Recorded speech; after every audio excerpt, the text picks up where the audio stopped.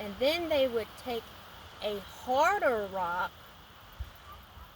and chisel it out, whittle it out like this.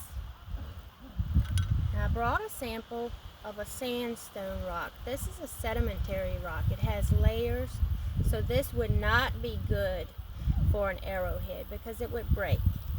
But I just brought that for an example. But they would take a harder rock than this and form it into a triangle shape. And then they would put it on the end of a stick. And this would be their arrow. And then they would use a bow and arrow to kill animals. They never killed animals that they did not use, but they used every piece of every animal that they ever killed. For example, they might kill rabbits for food and then use the furs for clothing. Then they would also kill deer, and they would use every part of a deer. And in fact, they would use everything, like even the intestines. Do you know what intestines are? Wait, I might need a sip of water for this. I'll tell you all about intestines.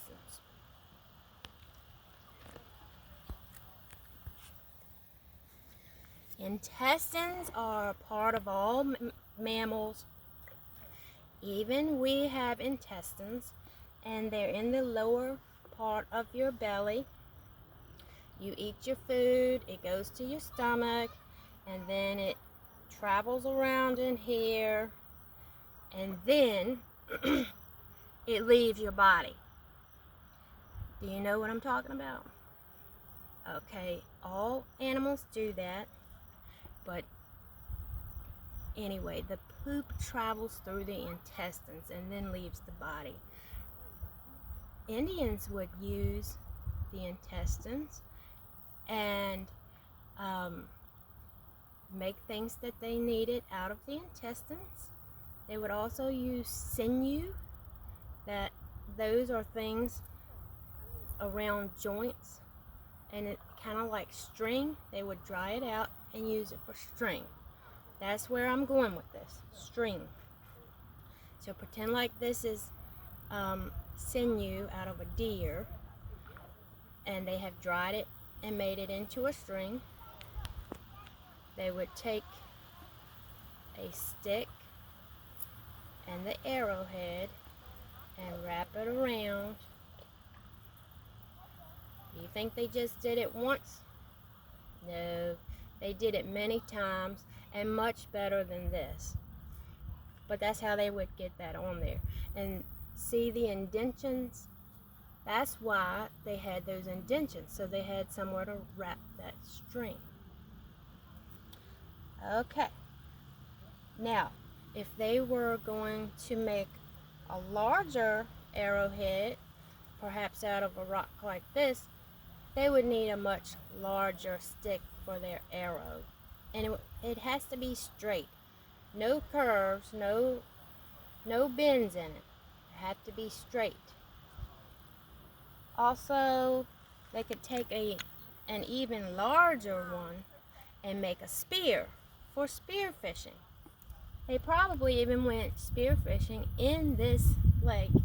Well, actually, this was man-made, so it wasn't here at that time. But I'm sure there was a river here, and they could go fishing with a fishing spear in that river. Okay, so pottery was the first artifact we talked about. Then we talked about arrowheads. And now we're going to talk about tools. Indians could make things like tomahawks. Do you know what a tomahawk is?